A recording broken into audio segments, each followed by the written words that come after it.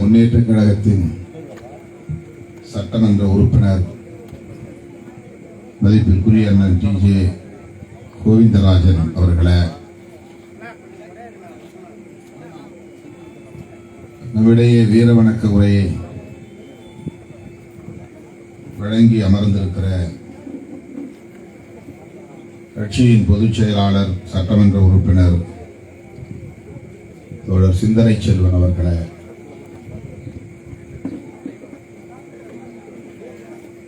நமது அரசியல் குழுவின் மாநில செயலாளர் அண்ணன் நீலவானத்து நிலவன் அவர்களை, நிகழ்வில் பங்கேற்று அன்னை பார்வதி அம்மாளுக்கு வீரவணக்கம் செலுத்தி அமர்ந்திருக்கிற கட்சியின் முன்னோடிகள் ஏசி பாவரசு அவர்களே, பார்வேந்தன் அவர்களே, ரஜினிகாந்த் அவர்களே, ஆந்திர மாநில செயலாளர் வித்யாசாகர் அவர்களே, தெலுங்கானா மாநில செயலாளர் டாக்டர் சிலுக்கரா ஸ்ரீனிவாசன் அவர்களே, கர்நாடக மாநிலத்திலிருந்து வருகை தந்திருக்கிற வேணு அவர்களே, கட்சியின் செய்தி தொடர்பாளர் பாவலன் அவர்களே, வழக்குரைஞர் நெடுஞ்செழியன் அவர்களே, அப்துல் ரஹ்மான் அவர்களே, மாவட்ட செயலாளர் நீலமேகம் அவர்களே, மாவட்ட செயலாளர் மாஸ்டர் அருண் கௌதம் அவர்களே, மாவட்ட செயலாளர் தளபதி சுந்தர் அவர்களே, முன்னாள் மாவட்ட செயலாளர் வழக்குரைஞர் சித்தார்த்தன் அவர்களே, வழக்குரைஞர் பார்வேந்தன் அவர்களே, மாவட்ட செயலாளர் ஆவடி ஆதவன் அவர்களே, மற்றும் தம்பி மாலின் அவர்களே, மேனகாதேவி கோமகன், மதி ஆதவன், சேது என்கிற தென்னவன், தீவா எழிலரசு ஆகிய தோழர்களே, நீதிவாக்கம் அப்புன் அவர்களே, பேரறிவாளன் அவர்களே, செல்வ புஷ்பலதா அவர்களே, இளையநிலா அவர்களே, ஏகாம்பரம் அவர்களே, கணியன் ரஞ்சா அவர்களே, சதாசிவம் அவர்களே, ஊராட்சி மன்ற தலைவர் மற்றும் இயக்கத்தின் முன்னோடிகளே, அன்னையை இழந்து வாடுகிற நமது கட்சியின் தலைமை நிலைய செயலாளர் பாலசிங்கம் அவர்களே, அவருடைய உடன்பிறப்புகள் உள்ளிட்ட அவரது குடும்பத்தை சார்ந்த உற்றார் உறவினர்களே,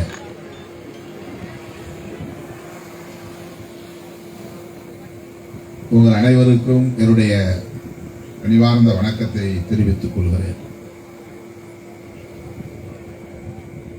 மழை பெய்து கொண்டிருக்கிறது.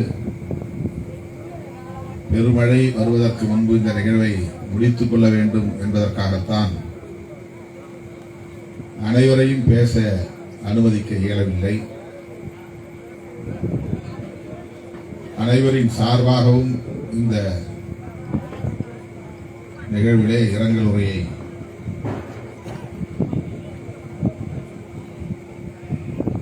ஒரு சிலர் ஆற்ற வேண்டிய நிலை. எனவே தோழர்கள் பொறுத்தருள வேண்டும். அன்னை பார்வதி அம்மாள் அவர்கள் உடல் நலிவுற்றிருக்கிறார் என்று அவ்வப்போது பாலசிங்கம் அவர்கள் சொல்லுவார். அம்மாவை பார்த்துவிட்டு வருகிறேன் என்று வேளச்சேரியிலிருந்து புறப்பட்டு செல்வார். பிறகு நலமாக இருக்கிறார், ஒன்றுமில்லை என்று சொல்லுகிற போது ஆறுதலாக இருக்கும். உண்மையிலே அவருக்கு மூச்சு திணறல் ஏற்பட்டிருக்கிறது. மருத்துவமனையிலே அவருக்கு செயற்கை சுவாசம் அளிக்கப்பட்டு வருகிறது என்று சொன்னபோது சற்று அதிர்ச்சியாக இருந்தது. சென்னையிலே கொண்டு வந்து காட்டலாமே என்று கேட்டேன். திருவள்ளூரிலேயே நன்றாக கவனிக்கிறார்கள், ஒன்றும் பிரச்சனை இல்லை என்று சொன்னார். ஆனால் திருமண அம்மா காலமாகிவிட்டார் என்ற தகவலை பாலசிங்கம் சொன்னபோது மிகுந்த அதிர்ச்சியாக இருந்தது.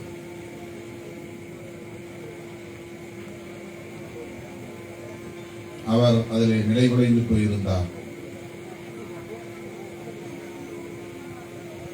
அவருக்கு ஆறுதல் சொன்னோம் என்றாலும் இந்த ஆறுதல் அவருக்கு ஆறுதலாக இருந்திருக்க வாய்ப்பில்லை. அந்த சூழலில்தான் பகுஜன் சமாஜ் கட்சியினுடைய தலைவர் ஆம்ஸ்ட்ராங் சமூக விரோதிகளால் படுகொலை செய்யப்பட்ட தகவலும் வந்தது.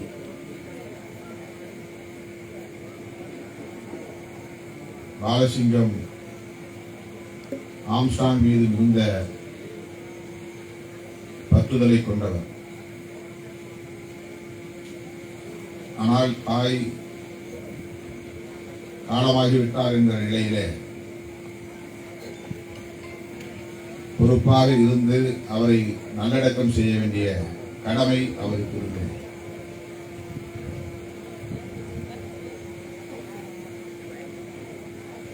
அந்த சூழலில் தான் 6ஆம் தேதி நாம் சென்னைக்கு வந்து ஆம்ஸ்ட்ராங் அவர்களின் குடும்பத்தினரை சந்தித்து, மனைவியை சந்தித்து ஆறுதல் சொல்லிவிட்டு அங்கிருந்து புறப்பட்டு நான் ராமலிங்காபுரத்துக்கு வந்து சேர்ந்தேன்.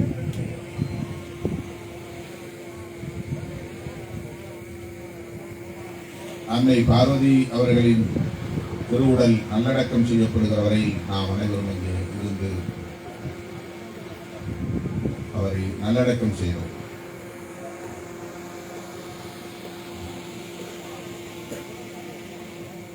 பாலசிங்கம் அவர்கள்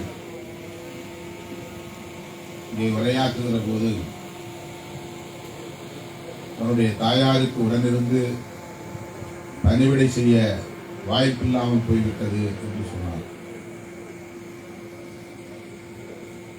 பொது வாழ்க்கையிலே ஈடுபடக்கூடிய அனைவருக்குமான நெருக்கடி இது, ஒவ்வொருவருக்குமான நெருக்கடி தான் இது.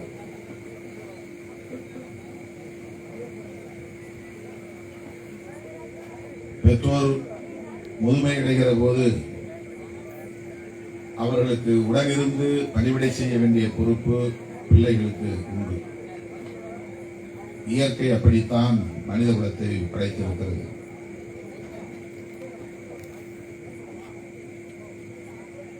பிள்ளைகளை பெற்று அவர்களை வளர்த்து ஆளாக்கி அவர்கள் மகிழ்ச்சியாக இருப்பதை பார்த்து மகிழ்வடையக்கூடிய பெற்றோர் உடல் தளர்ந்து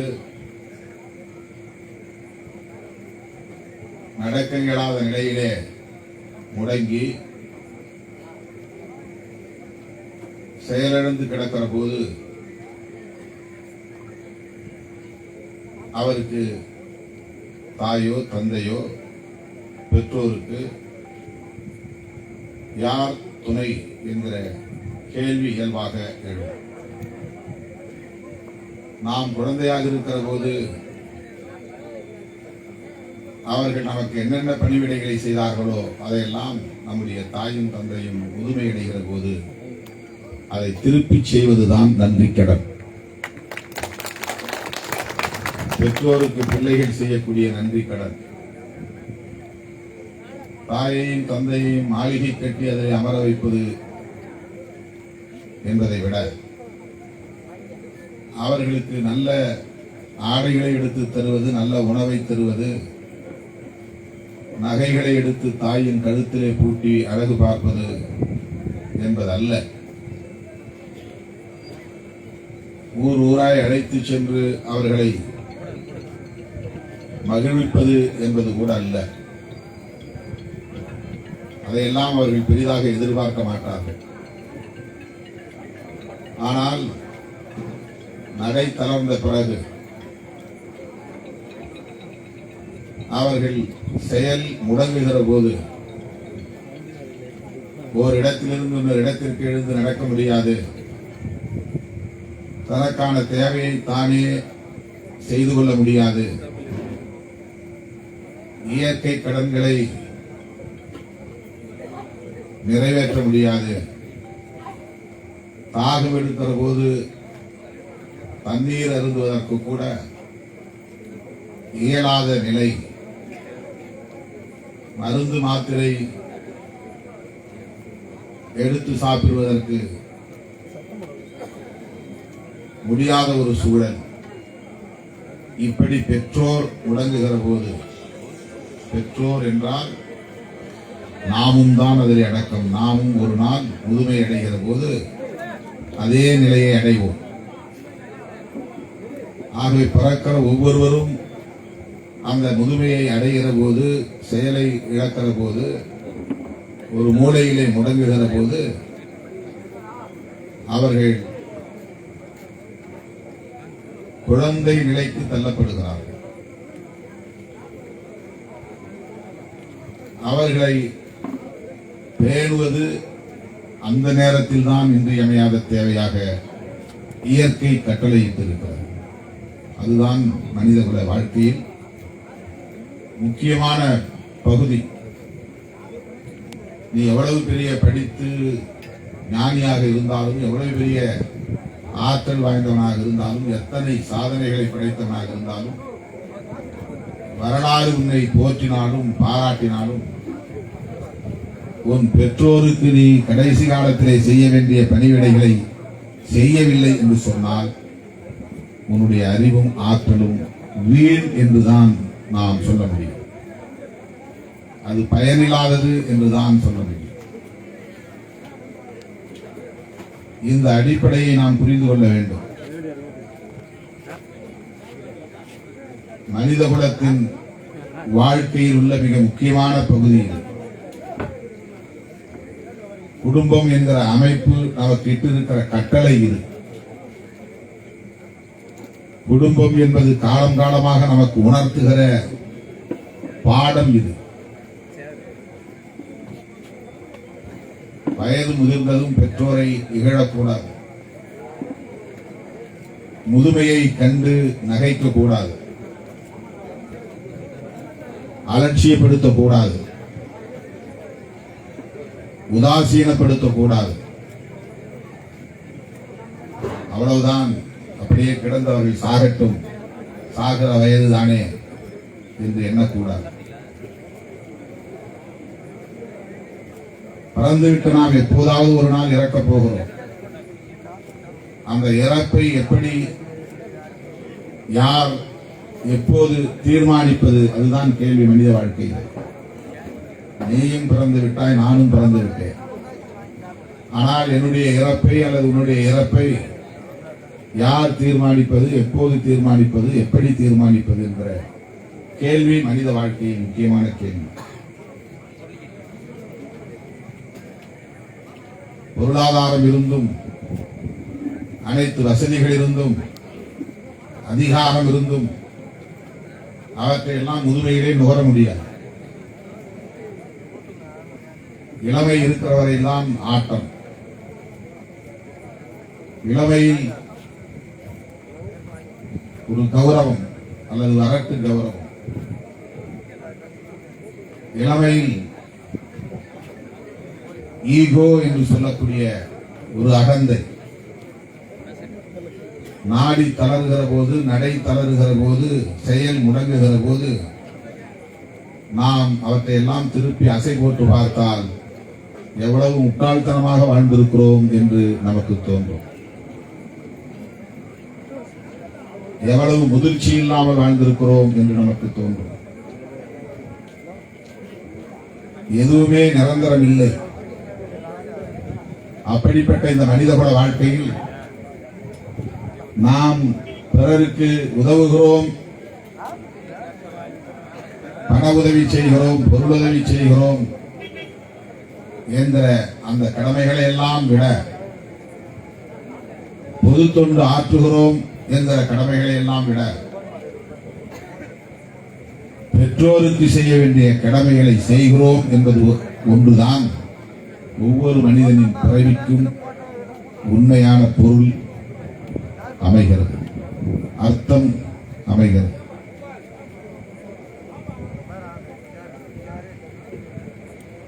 எனக்கும் அந்த குற்ற உணர்வு உண்டு. பெற்றோர் பட்டினியில் கிடந்து வாடிய காலத்தில் அவர்களை திரும்பி பார்ப்பதற்கு கூட எனக்கு நேரம் இல்லை. சில நிமிடங்கள் அவர்களோடு உட்கார்ந்து பேசுவதற்கு எனக்கு வாய்ப்பு இல்லை. தொடக்க காலத்திலிருந்தும் இன்றைய நாள் வரையிலும் அவர்களை பார்க்கலாம் என்று போனால் அங்கே எனக்கு முன்னால் 200 பேர் கூடிவிடுகிறார்கள். வீடு முழுக்க மக்களாக இருக்கிறார்கள். என்னுடைய சிற்றன்னை உடல்நலிவால் முடங்கி கிடக்கிறார். ஊருக்கு போனேன், அவரை பார்க்கவே முடியவில்லை. என்னை சுற்றி 200 பேர் இருந்து கொண்டே இருக்கிறார்கள். நான் போனால் பந்து உருளுவது போல் உருண்டு கொண்டே வருகிறார்கள். எங்கே நகர்ந்தாலும் இந்த 200 பேரும் சேர்ந்து உருளுகிறார்கள். இடது பக்கம் திரும்பினாலும் 200 பேர், வலது பக்கம் திரும்பினாலும் இந்த 200 பேர், வீட்டுக்குள்ளே போனாலும் இந்த 200 பேர், மறுபடியும் வெளியே வந்தாலும் இந்த 200 பேர் என்னை சுற்றி ஒரு பந்து உருளுவது போல் உருண்டு கொண்டே இருக்கிறது போன்ற. ஆகவே குடும்பத்தில் உள்ளவர்களை பார்க்க முடியவில்லை. அதை காரணம் காட்டி இது சரி என்று நான் சொல்ல வரவில்லை. எவ்வளவு வேலைகள் இருந்தாலும் உங்கள் அனைவருக்கும் நான் சொல்லுகிறேன், எத்தனை பணிகள் இருந்தாலும் வயது முதிர்ந்த பெற்றோரை கவனிக்காமல் இருக்கக்கூடாது. அந்த நேரத்தில் அவர்கள் உள்ளம் படும் பாடு, அவர்கள் தனிமையில் உணர்கிற அந்த மன அழுத்தம் மிக மிக கொடியது. உலகில் மிக மோசமான கொடுமை எது என்று என்னை கேட்டால் முதுமை என்றுதான் நான் சொல்லுவேன். பிறர் நம் மீது நடத்துகிற தாக்குதலை விட, வறுமையால் ஏற்படுகிற கொடுமையை விட,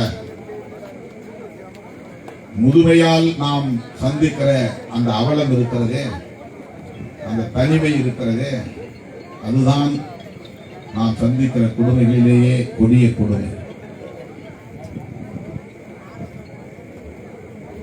அந்த குற்ற உணர்வில் தான் பாலசிங்கம் அவர்கள் என் தாய்க்கு என்னால் பணிவிடை செய்ய இயலவில்லை என்ற வருத்தத்தை இங்கே பதிவு செய்தார். எனக்கு கிடைக்கிற சில நிமிடங்களில் நான் அம்மாவிடத்திலே காட்டுகிற அந்த பதிவு என்பது என்னை நான் ஆற்றுப்படுத்திக் கொள்வதற்கான ஒரு பதிவு, அவ்வளவுதான். பல முறை நீ என்னை இங்கு அழைத்து வந்து அமர வைத்திருக்கிறாய், ஆனால் காலில் வெந்நீர் ஊற்றி ஓடிக்கொண்டே இருக்கிறாய். இங்கே வந்து தங்கிய பிறகு நீ 10 நாளைக்கு ஒரு முறைதானே வந்து என்னை பார்க்கிறாய். எதற்கு என்னை இங்கே கொண்டு வந்து அடைத்து வைத்திருக்கிறாய் என்று என் மீது என் தாய் கடிந்து கொள்வதுண்டு. இன்றைக்கு கூட 3 நாட்கள் ஆகிறது. இன்றைக்கு பார்ப்பதாக சொல்லியிருந்தேன், போக முடியவில்லை. அங்கே போனால் இங்கே வருவதற்கு இன்னும் காலதாமதம் ஏற்பட்டுவிடும் என்று வீட்டுக்கே போகாமல் அலுவலகத்தில் இருந்தே ஏறத்தாழ 3 மணி நேரம் கும்பலில் இருந்தேன். அவர்களிடமிருந்து என்னால் பிரிந்து அவர்களை உதறிவிட்டு என்னால் வர முடியவில்லை. 11:45 அந்த இடத்து 11:30 மணிக்கு போனோம். 3:30 மணிக்கு தான் 4 மணி நேரம். ஒரு நொடி கூட என்னால் தனிமையில் இருக்க முடியவில்லை, அவ்வளவு கும்பல். அவரை பார்க்க முடியவில்லை. அம்மாவே தொலைபேசியில் அழைத்து எப்போது வருவாய், எங்கே போகிறாய் என்று கேட்டார். நான் 8 மணிக்கு திரும்பி விடுவேன் என்று சொன்னேன். முடியாது, நள்ளிரவை தாண்டிவிடும், இன்று இரவும் பார்க்க முடியாது. நாளை காலை விமானம், நான் டெல்லிக்கு செல்ல வேண்டும். இப்படி நாம் பொது வாழ்க்கையிலே ஈடுபடுவதால் பெற்றோரை கவனிக்க முடியாமல் போகும். அதை நாம் நியாயப்படுத்த முடியாது என்பதுதான் என்னுடைய கருத்து. அதற்காக நாம் நேரத்தை ஒதுக்க வேண்டும். எப்போது நம்முடைய தாயோ தந்தையோ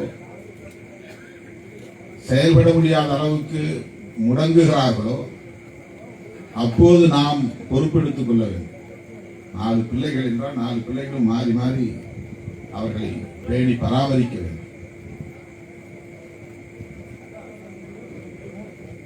இந்தியா முழுவதும் உலகம் முழுவதும் உள்ள பிரச்சனை ஒரு குடும்பத்தில் மட்டுமல்ல. இன்றைக்கு பல பேர் பெற்றோரை முதியோர் இல்லத்திலே போட்டுவிட்டு ஊர் சுற்றுகிறார்கள், உலகம் சுற்றுகிறார்கள். பணம் இருக்கிறது, மாதத்திற்கு 1 லட்சம் கூட நான் செலவு செய்ய தயார்.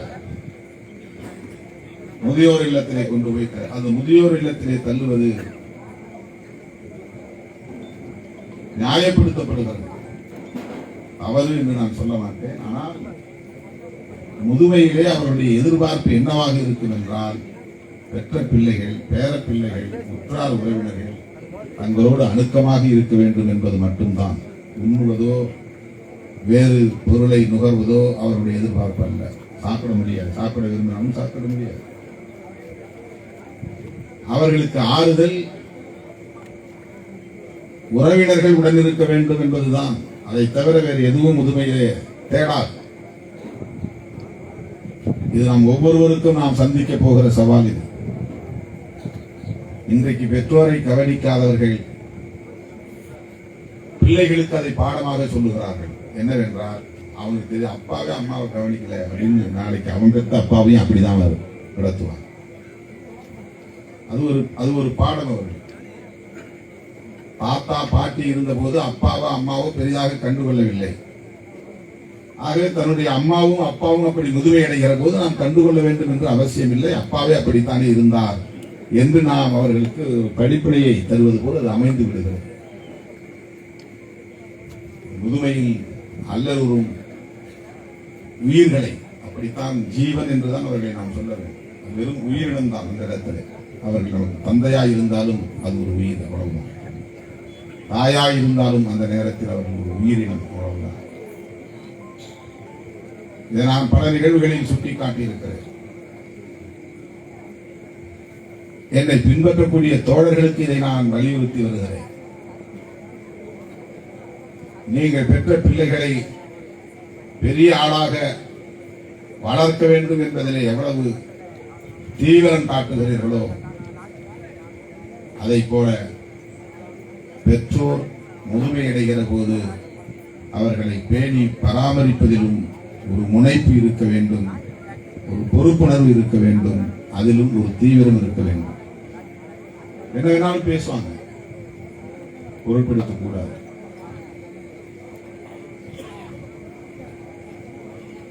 அதே நிலையை நாம் எட்டப்போகிறோம் என்பதை திரும்ப திரும்ப எண்ணி பார்க்க வேண்டும். அருமை தோழர்களே, பாலசிங்கம் அவர்களுக்கு ஆறுதல் சொல்லுவதற்காகவும் அவருடைய குடும்பத்தை சார்ந்தவர்களுக்கு இரங்கலை தெரிவிப்பதற்காகவும் நாம் இங்கே கூடியிருக்கிறோம் என்றாலும், முதுமை எவ்வளவு கொடியது என்பதை சுட்டிக்காட்ட வேண்டியது இது போன்ற நிகழ்வுகளில் சுட்டிக்காட்ட வேண்டியது என்னுடைய கடமையாக நான் கருதுகிறேன். நேற்று ஒரு நிகழ்வுகளை குறிப்பிட்டேன். வேளச்சேரி அலுவலகத்துக்கு எதிரிலே ஒரு சாவு. முதுமை அடைந்த ஒரு தாயார் இறந்து விட்டார். அவருக்கு மாலை வைத்து அஞ்சலி செலுத்த சென்றேன். அஞ்சலி செலுத்திவிட்டு விடைபெறுகிற நேரத்தில் ஒருவர் குலுங்கி அழுதார். ஒரு ஸ்டூடியிலே அமர்ந்திருந்தார். திரும்பி பார்த்தேன், யார் அவர் என்று கேட்டேன். இந்த அம்மாவுடைய வீட்டுக்காரர். அவரும் வயது முதிர்ந்தவர். அவர் குலுங்கி அழுதது என்னை அதிர்ச்சி அடைய வைத்தது. அவர் அருகே சென்று தோள்பட்டையிலே கையை வைத்து தைரியமாக இருங்கள் என்று சொன்னபோது அவர் வெடித்து அழுது கொண்டு சொன்னார், என்னை அனாதையாக்கி விட்டு போய்விட்டார்.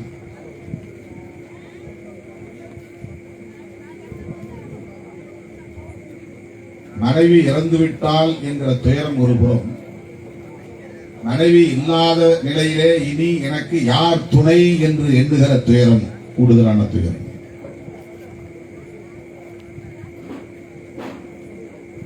இப்போதெல்லாம் பிள்ளைகள் இருந்தாலும் பேர பிள்ளைகள் இருந்தாலும் அவர்கள் அனாதைகளைப் போலத்தான் உணர்கிறார்கள்.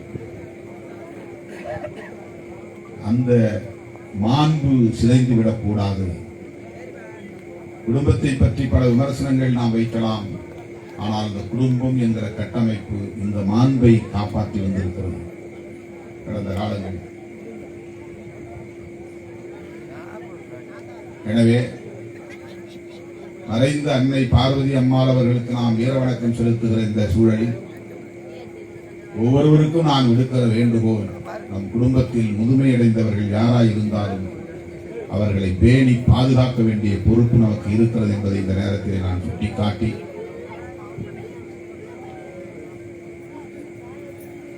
நமது சமகாலத்து ஒரு போராளியாக களத்திலே நம்மோடு நின்ற புரட்சியாளர் அம்பேத்கரின் கொள்கை வழியில் பயணித்த,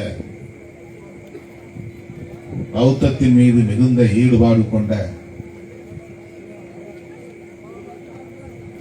அருமை தோழர் அன்பு சகோதரர் ஆம்ஸ்ட்ராங் அவர்கள் இன்றைக்கு நம்மோடு இல்லை. அந்த கொடூர நிகழ்வு, கொலை ஏற்படுத்திய தாக்கம், அந்த அதிர்ச்சி இன்னும் தனிந்த பாடில்லை.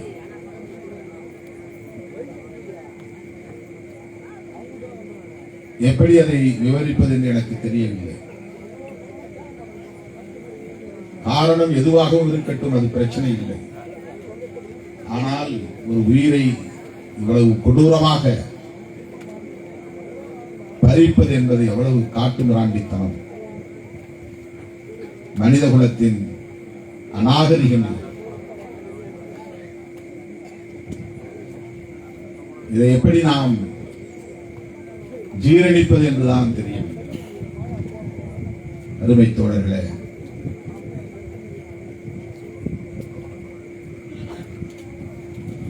அவரை இறந்து வாடுகிற குடும்பத்தினருக்கு ஆறுதல் சொல்லுவது, இரங்கல் சொல்லுவது என்பதை தாண்டி அவருடைய நினைவை போற்றி அவருக்கு வீர வணக்கம் செலுத்துவது என்பதை தாண்டி இது போன்ற கலாச்சாரத்தை தடுப்பது எப்படி, கூலிக்கு கொலை செய்கிற மிகவும் கேடான இந்த கலாச்சாரத்தை எப்படி நாம் எதிர்கொள்ளப் போகிறோம், தடுக்கப் போகிறோம். சட்டம் இருக்கிறது, காவல்துறை இருக்கிறது, நீதித்துறை இருக்கிறது. குற்றம் இழைத்திருந்தாலும் கூட அந்த அடிப்படையில் தான் தண்டனை பெற்றுத் தர வேண்டுமே தவிர இப்படி கொடூரமாக படுகொலை செய்வது எந்த வகையிலே ஏற்புடையது என்பதுதான் நம் முன்னால் இருக்கிற மிகப்பெரிய கேள்வி.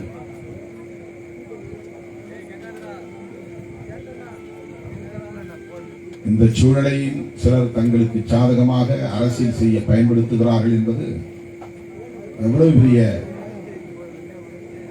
கேடான செயல் என்பதை எண்ணி நான் உள்ளபடியே வேதனைப்படுகிறேன். விடுதலை சிறுத்தைகளை இதை பயன்படுத்தியும் சிலர் விமர்சித்துக் கொண்டிருக்கிறார்கள்.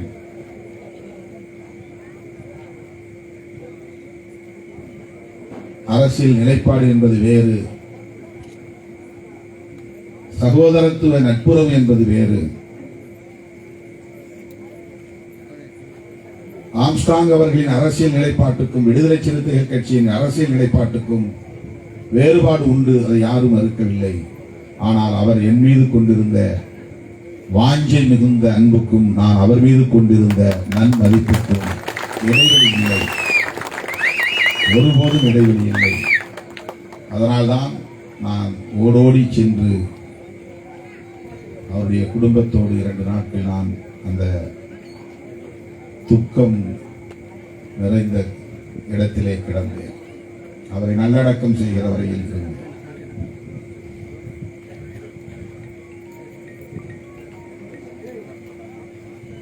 ஆங்காங்கே நமது தோழர்கள் தன்னியல்பாக அந்த படுகொலையை கண்டித்து ஆர்ப்பாட்டங்களை நடத்தினார்கள். அவருடைய திருவுருவ படங்களுக்கு வீர வணக்கம் செலுத்தினார்கள். இன்றைக்கு தமிழ்நாடு முழுவதும் அவருக்கு வீர வணக்கம் செலுத்திய கட்சி விடுதலை சிறுத்தைகள் கட்சிதான். உடனே அந்த படுகொலையை கண்டித்து ஆங்காங்கே தன்னியல்பாக மறியல் போராட்டங்களும் நடந்தன. மதுரையிலே நடந்தது, கிருஷ்ணகிரியிலே நடந்தது, கடலூரிலே நடந்தது. அதன் பின்னர் அடுத்தடுத்து ஆர்ப்பாட்டங்களும் நடந்தன. வட மாவட்டங்களில் நடந்தது, தமிழ்நாடு முழுவதும் நடந்தது. ஆனால் நம்முடைய அரசியல் நிலைப்பாட்டோடு பொருத்தி அதையும் சில அற்பர்கள் விமர்சித்துக் கொண்டிருக்கிறார்கள். ஆகவேதான் இன்று நான் நேரலையிலே பேசுகிற போது அதுபோன்ற அவதூறுகளை பரப்புகிறவர்கள் பங்கேற்கக்கூடிய நிகழ்வுகளில் நாம் கலந்து கொள்ள வேண்டாம். ஆம்ஸ்டாங் அவர்களுக்கு நாம் தனித்துவமாகவே உரிய வீர வணக்கத்தை செலுத்துவோம். நாமே அவருக்கு நினைவேந்தல் நிகழ்வொன்றை ஒருங்கிணைப்போம்.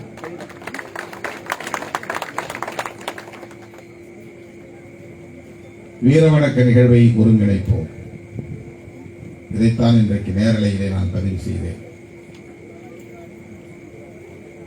அவருடைய குடும்பத்திற்கு நீதி கிடைக்க வேண்டும் என்பதை விட அந்த குற்றவாளிகள், உண்மையான குற்றவாளிகள் அனைவரும் தண்டிக்கப்பட வேண்டும் என்பதை விட இந்த வாய்ப்பை பயன்படுத்தி திமுகவோடு விடுதலை சிறுத்தைகள் இருக்கிறார்கள் என்று சொல்லி அரசியல் நிலைப்பாட்டை ஒரு காரணமாக வைத்து இதிலும் அரசியல் செய்யக்கூடிய அற்பர்களோடு நாம் ஒருபோதும் களத்தில் சேர்ந்து நிற்கக்கூடாது என்பதுதான். திமுகவை விமர்சிப்பது என்பது அவர்களுக்கான தார்மீக உரிமை, அது வேறு. ஏன்னா திமுக ஆட்சியிலே இருக்கிறது, அது ஒரு அரசு. அரசு என்கிற முறையிலே, ஆட்சி செய்கிற கட்சி என்கிற முறையிலே இந்த கொடிய துயரம் நிறைந்த சூழலில் வலியால், வேதனையால், ஆற்றுப்படுத்த முடியாத துயரத்தால் அப்படி விமர்சனம் வைப்பது தவறில்லை. ஆனால் விடுதலை சிறுத்தைகளையும் விமர்சிக்கிறார்கள் என்றால் அதிலே உள்நோக்கம் இருக்கிறது. அவர் மீது நாம் கொண்டிருக்கிற அந்த மதிப்பையும் களங்கப்படுத்துகிறார்கள் என்றால் அதிலே உள்நோக்கம் இருக்கிறது. ஆகவேதான் இதை நான் உங்களிடத்தில் சொல்ல கடமைப்பட்டிருக்கிறேன். இதனுடைய வேண்டுகோள் ஒரு புரிதலுக்காக நான் முன்வைக்கிறேன். நாம் மிகவும் கவனமாகவும் எச்சரிக்கையாகவும் ஒவ்வொரு அடியையும் எடுத்து வைக்க கடமைப்பட்டவர்களாக இருக்கிறோம். என்னுடைய 35 ஆண்டு கால பொது வாழ்க்கையில் ஒரு முறை கூட நான் இது போன்ற அம்பேத்கர் இயக்கங்களை பொதுவிலோ தனித்தோ விமர்சித்ததில்லை. என்னை விமர்சிக்கிறார்களே என்று சில நேரங்களில் வருத்தப்பட்டிருக்கிறேனே தவிர எந்த இயக்கத்தையும் நான் எனக்கு எதிரான ஒரு இயக்கமாக நான் கருதியதும் இல்லை, அப்படி விமர்சித்ததும் இல்லை. ஒரு நாள் கூட நான் அப்படி செய்ததில்லை.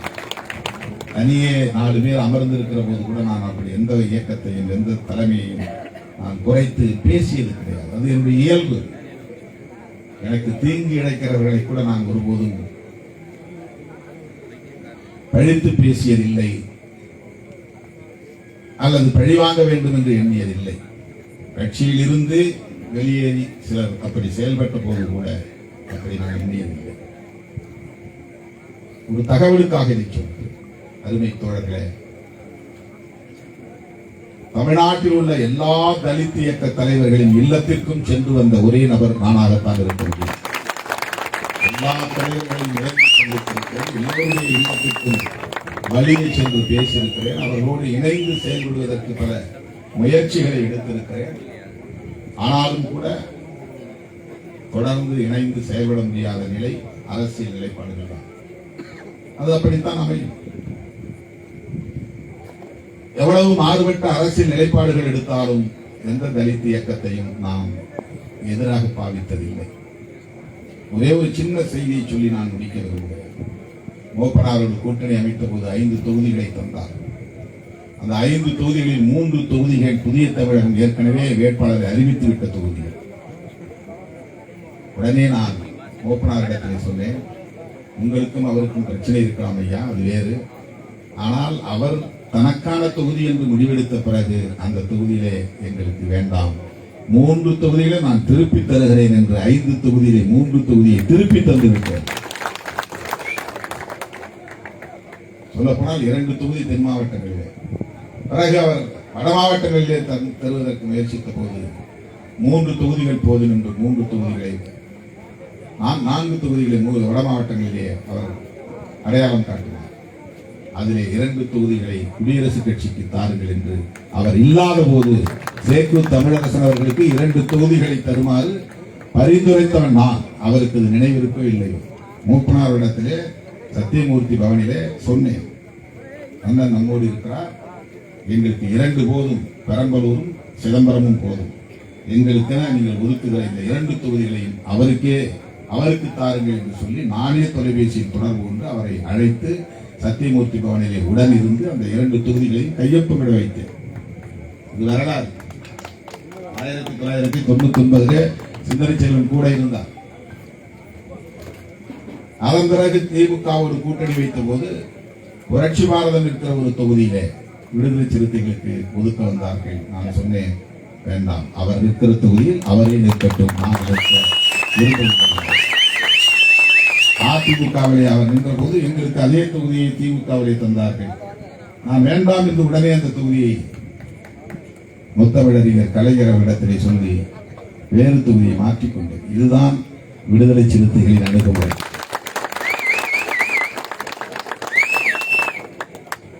ஆம்ஸ்ட்ராங் அவர்கள் மீது நமக்கு மிகுந்த மதிப்பு உண்டு. ஆனால் திமுகவோடு நாம் கொண்டிருக்கிற அரசியல் உறவை பாழ்படுத்துவதற்காக சிலர் திட்டமிட்டு அவதூறு பரப்புகிற நிலையில் நாம் கவனமாகவும் எச்சரிக்கையாகவும் முடிவெடுக்க வேண்டிய தேவை இருக்கிறது என்பதற்காக இதை நான் சுட்டிக்காட்டுகிறேன். மறைந்த மாவீரர் ஆம்ஸ்ட்ராங் அவர்களுக்கு விடுதலை சிறுத்தைகளின் சார்பில் எனது செம்மாந்த வீர வணக்கத்தை செலுத்தி, அன்னை பார்வதி அம்மாளுக்கும் எனது வீர வணக்கத்தை செலுத்தி, கொட்டு மழையிலும் இவ்வளவு நேரம் அமர்ந்து இந்த நிகழ்வை சிறப்பித்த உங்களுக்கு எனது நன்றியை கூறி, இந்த நிகழ்வை சிறப்பாக ஏற்பாடு செய்த தோழர்கள்